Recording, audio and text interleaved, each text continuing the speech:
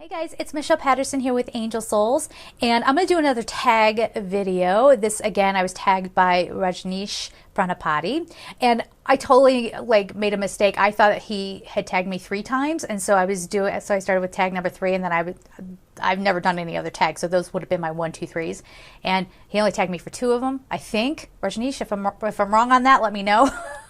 I'm so confused right now. But anyway, I am going to do this other tag. The numbers are going to be out of sequence, so don't pay attention to those. So this one, I think, if I understood this correctly, this is based on a board game, but the board game's not available in English. So what I'm going to do is I don't know if I'm allowed to do this, but I'm just going to take his questions that he pulled from the cards that he did. The game is Secret of the Heart and Mind. And I'm going to answer those questions, and then I will tag other people. All right, so the first question is, if you know someone's about to leave you, what do you do about that, and how quickly can you mend your heart? I think I tend to hang on to things way too long, and how quickly does my heart mend? Whenever I get through that process of what did I do wrong, and beating myself up over it, which I think a lot of people do that. Whenever I get through that mental process, then I might be able to start mending my heart. However, I'm trying to think, since my big spiritual awakening, I kind of went through a thing. I'm taking this in terms of romantic stuff. So I kind of went on a spiritual journey in the past few years where I just really worked on myself. So I didn't get into anything heavy or anything like that. It's been light dating, stuff like that. So it hasn't been really recently a situation where, oh my gosh, I know this major thing is ending now. What do I do? So I haven't really approached or been faced with a situation like that since my spiritual awakening. So I would like to think that I would know it was coming, or I'd be healthy enough to realize, okay, they're correct. This needs to happen. And just try to have that forgiveness and that compassion and let my heart mend and whatever.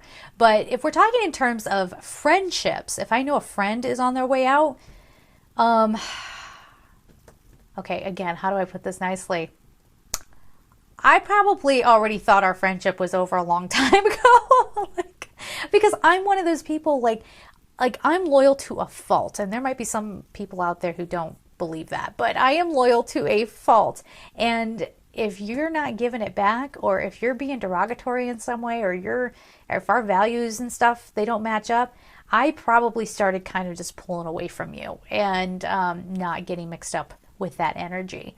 I'm thinking of one example. There was a friendship that ended, and I didn't even know we were still friends.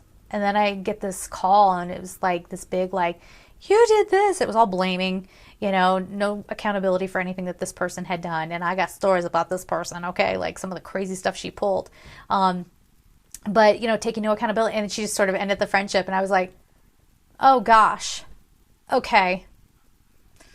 Well, then I hung up the phone, and I'm like, was I not clear that we weren't hanging out anymore? We haven't talked in about a year.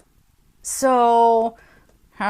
Anyway, but yeah, my heart kind of was fine with that. I felt bad that our friendship wasn't there anymore, but sometimes, friendships are not meant to last. Not every romantic partnership is supposed to last. You're supposed to come in and learn your lessons from one another and then move on. You know what I mean? So, yeah, I would like to think going forward, being in a more ascended state, I would have a deeper understanding of what every relationship is supposed to be about, and when it's run its course, just kind of let it go. Okay, these are great questions. So these are really personal questions. The second question that I'm supposed to answer is, how important is it to have depth of emotions or feelings in a relationship? I think, and if I didn't understand that correctly, let's just go with that question. It's everything. It's everything. If I can't get somebody who, again, friendships, love partnerships, I don't like small talk, okay? And I don't like bobbing along the surface of life. That is boring to me. Let's see what else we got going on. If I don't feel that super, super deep connection to somebody, again, even on a friendship level, I usually tend to just pull back and stay to myself. I would say it's pretty imperative a connection needs to be really imperative. And it also needs to be somebody who can respect my depth of emotion and not criticize it, or not tell me like there's something wrong with me because you think too deeply. That always cracks me up when people do that. Like, you're looking at yourself. You're looking at yourself. Like, you can't put your head under the water. Okay? Like, you know, I could easily come back at them too. But, yeah, it has to be somebody who is willing to not, yeah, again, just not stay on the surface of things. But also, it's important for someone to be able to communicate with me on that deep level as well. Because if I'm connecting with somebody, like let's say I'm getting into a relationship with somebody, the sexiest thing is if I know who you really are. That is the sexiest thing to me. But if I'm dating your persona, I'm already bored with you. I'm already bored with you. I don't care what your title is. I don't care how much money you have. I don't care who you know. I mean, okay, unless you know like Channing Tatum, then you're cool. Okay, fine. Introduce me. But, you know, in most situations, I don't care about sort of how you define yourself in this world. But who are you really? What are your experiences? What makes you beautifully human? Those are the things that I love knowing about. And that's really what makes me feel connected to another person. Okay, so the third question is, do you know anybody who's angry? And I'm assuming that means anybody who's angry with you. Yeah, I'm sure there's plenty of people who are angry with me, but who knows what's going on in their heads? Like, if they got a problem, keep it to yourself. I don't want to hear it. I'm kidding. If somebody, like, I don't know of any, like, close friends who are super angry with me right now, but there are two people that I have had experiences with, very eye-opening experiences with, and I know they're angry with me because they're turning their backs on me. And despite me trying to come in, because I know they don't have the right idea of what went down. Unfortunately, there was a lot of other people who got involved, and a lot of gossip, and there was a lot of jealous people who didn't like that these people were paying attention to me. And so they you know, did what they could to manipulate the situation. And although I've tried numerous times to clear up any misconceptions, they have turned their backs. And one, I think, is he's just really wound up in his ego and doesn't want to face some of the mistakes that he did. And the other one, I think, is just so super sensitive that his heart is on lockdown. So, and maybe he's just distracting himself with ego pursuits or something like that. And so he won't talk to me either. But, you know, in situations like that, all I can do is heal on my end and release it. If it's meant to be worked out, they'll come back around and they will feel like it's right to reach out, and we can, you know, talk about these things. So anyway, there's that. Now, those are the questions that he pulled for me to answer, but I really love the questions that he answered. So I'm going to answer those as well. Those really kind of sparked me. So the first question that came up was something like, is there a problem or something that you keep repeating in your life, and kind of how do you move on from that? At least I'm paraphrasing, but that's what I'm going to turn that question into. Is there something that I keep repeating? Yeah. My big hang-ups are around blocking heart energy, because I have a really big heart and I am incredibly sensitive. I have a Cancer moon. You know, I mean, the slightest little thing could get to me. And I remember when I was a little girl, people were always like, you know, you're too sensitive. And I was so quiet and shy because I didn't want anybody hurting me. You know, I didn't want anybody hurting my feelings, you know, and whatever. So that pattern keeps repeating, especially in relationships. So like, I will, at times, if I just kind of sense like someone might hurt me, I might just, you know, push them right on out. So that's something I gotta, you know, it's more about trusting and opening up, and, you know, not feeling like I have to be so much on my guard, or at least trusting myself with an open heart that my heart is strong enough. If someone's not living up to my expectations, or if someone is harsh with me or critical or whatever, that I can take it and I can transmute it, and I can just always come back to me. So that's something that I'm getting better at it, but it's still something that I'm kind of like at the end of that lesson, or at least I hope I am. The other thing that I keep doing, the other kinds of mistakes that I keep repeating at times when I get really stressed, I'm not very good to my body. I'm not very good to my body. And that has been a lesson that has recently popped back up in a very big way. A lot of you don't know, but when I was younger, I was obese. I was incredibly big, and you know, that stemmed from something else. And yeah, so I get real feisty about the whole fat shaming issue. Yeah, watch it with me. Because I got a Cancer moon, but I also got Scorpio and everything else. So I'll take care of it. Like I'll come back out. And I'll say I'm not that shy little girl anymore. I will speak out. But more recently, with all the changes, I started a business in the past couple of years, working for myself. I did a cross-country move, as most of you know, and that wasn't just a cross-country move. That was me uprooting a life that I had built for many, many years. I mean, this was like the next chapter of my life kind of thing, and it felt like I moved to kind of settle down. I mean, it rocked me on more levels than just getting across the country. And I felt, and here's me, I thought I had come out of that obesity, stage and taking care of my body. I'm a healthy girl, I'm not athletic, I wouldn't say that, but I can keep up with people. I'm no wimp either. And I never thought I would have to deal with that again. And then suddenly I turn around, and with all the stress, the anxiety, not taking care of my body, just grabbing, whatever there was to feed myself with, and not making time to even decompress. There was just so much going on. It's too much to get into here. But there was so much going on, and here comes this repeat issue again. And I noticed that my weight started climbing. And I know a lot of people out there might say, oh, what's the big deal with that? But if you've ever dealt with something like that, you know how deeply psychologically damaging that can be when you think you've come through something and now here it is again. Or taking, if you've been through that experience where you've been obese in your life, you know what kind of discrimination you get for that. You know how people bully you. You know how you don't get all the love that you want sometimes because of that. Or because it's more about the emotions underneath it that are kind of coming out too. I mean, it's not just one thing. It's not just the weight issue. So for that to rear back up, that was eye-opening. I had to look at that, and I had to really just stop everything and go, okay, like I'm that little girl again who's disempowered and in a world that wants to just judge people for anything, especially being overweight. So yeah, that's sort of a repeat problem as well. So working on it, I'm definitely, the one thing I will say that I have learned from this time around for having all these issues is that this time around I didn't go into self-hatred. Because I'm not that disempowered. Well, I felt like I was becoming that disempowered little girl again, but I'm not. I'm an adult, and I know better.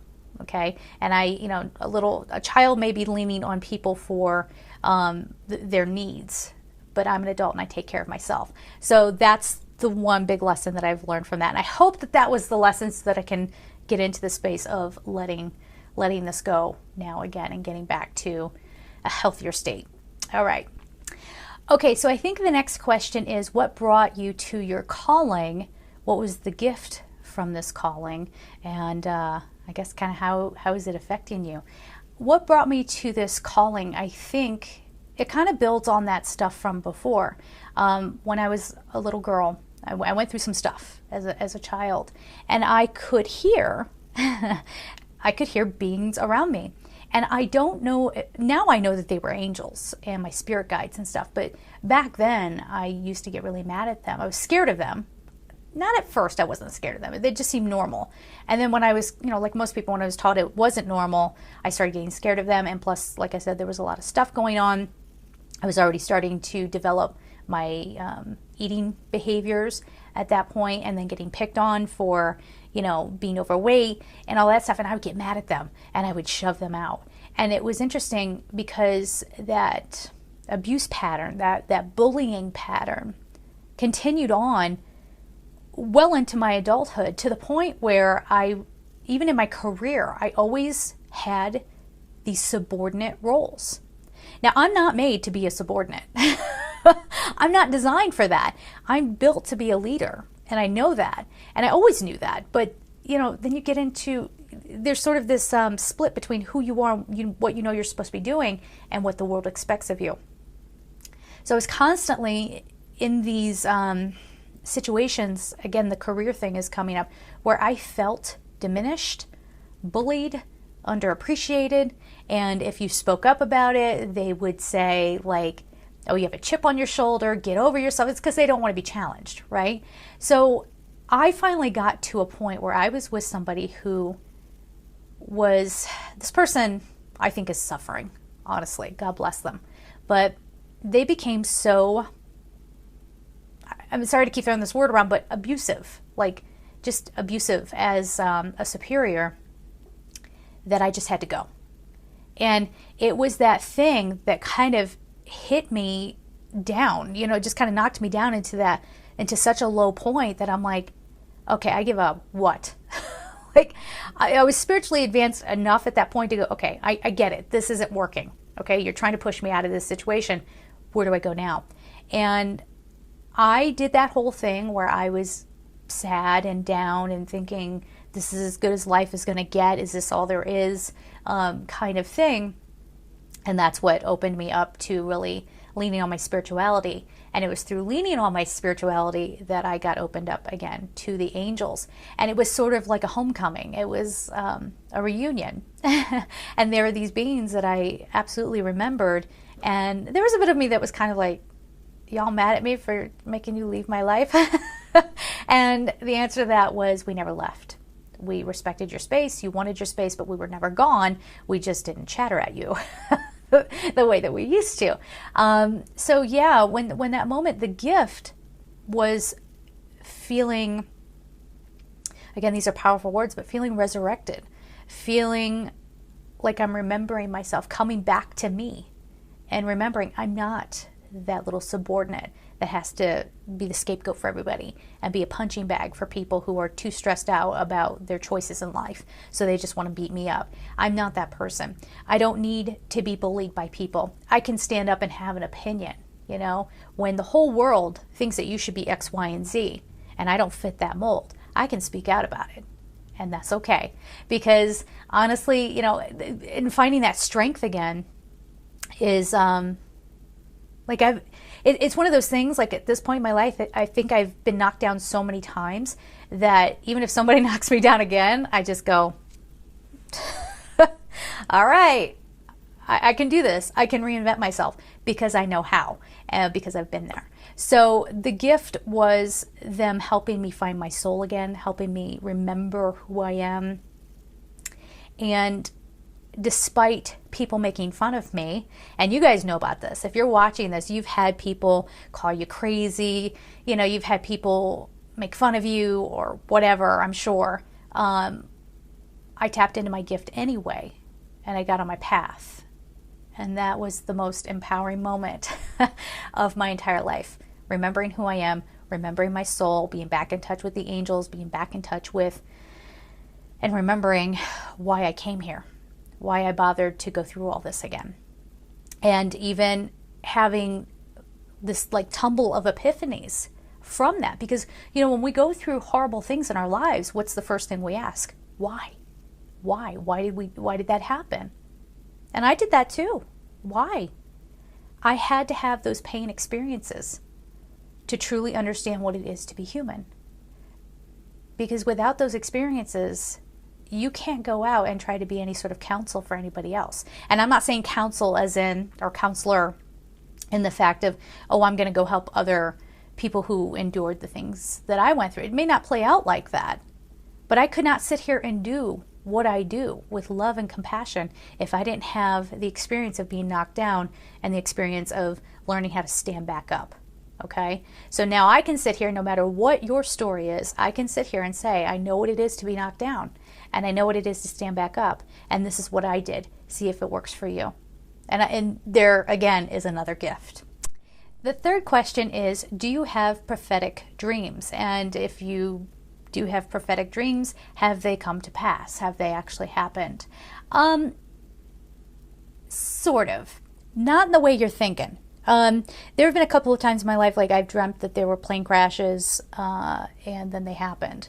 So I've had that occur. I didn't know what was happening, so and what are you going to do? Like go yell? Because I didn't see like a flight number or anything like that in the dream, but I have had that happen. But I have gotten, let's call it prophetic guidance. Like, and most of the time I think it's just kind of personal because it's stuff that's going to occur in my life, but they give it to me in sort of a metaphor. So one of the things that I remember was I had a dream that I was in a car and that I drove off a mountain, and I could actually feel it, and I felt myself falling backwards in this car off the mountain and thinking, I'm going to die, I'm going to die, I'm going to die. And then I woke up, and it was shortly after that I realized I can't live this life anymore. So that was the first time I had to, well, it wasn't the first time I had to reinvent myself, but it was like the first major move to a different city that I ended up doing to restructure a life and a lifestyle. And I knew that was, well, that's more of like your psyche getting in there, right? So that's my ego kind of messing with the message. But after that, when I opened myself up to change, I noticed that it flowed. So that was sort of like, I think, again, my psyche kind of getting at me. But when there are things shifting and occurring within the world, I don't watch the news very much, which is good and bad, but I'll just have a feeling like something's happening or going to happen, and then I have a dream about it, and then it comes to pass. But my prophetic dreams aren't very detailed, so I don't know if I'm terribly useful like that. But yeah, see, and that's where I always kind of differentiate myself from like a psychic, like the in the way that we think of psychics, like they perceive things and they can bring it forward and they can, offer that as their gift. Whereas I receive in a moment and I give it. So there's also another part too where I think I kind of block out those prophetic dreams, and I kind of don't want, it's happened, but I kind of don't want to know. It's the same thing when people ask me to channel fourth dimensional beings or people who, their loved ones who have crossed over to the other side. I'm admittedly resistant to that because I don't want to be in that energy. I want to stay in the fifth and seventh dimensional energies. And on occasion, the angels will bring someone through if it's for the person who's still in 3D, if it's for their benefit and it's not going to cause them more pain, they'll bring them in. But yeah, there are lots of things that I just kind of like sort of block out, I guess, because I'm just not there yet. I haven't learned how to sort of integrate everything in.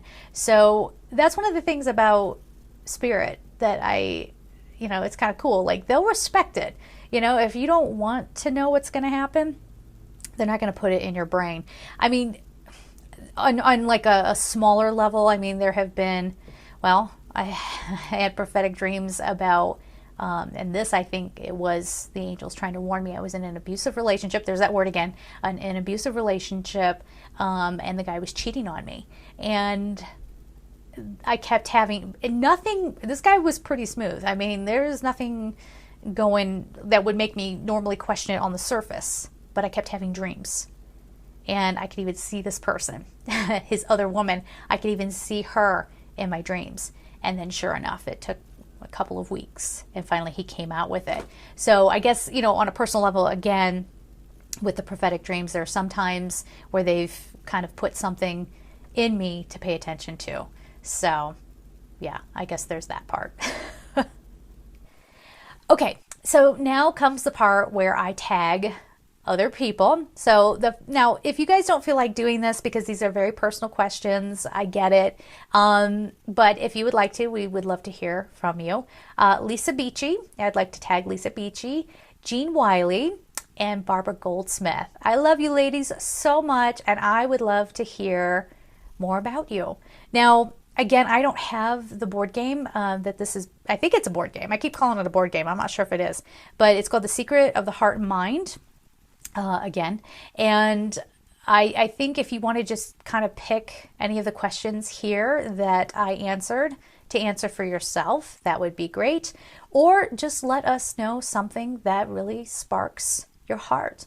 What really brings you joy? What just makes you feel like you're not even of this world anymore? Maybe add that question in there as well. So there it is. Whew, this is a lot. So anyway, thanks for listening, and I love you guys. Take care.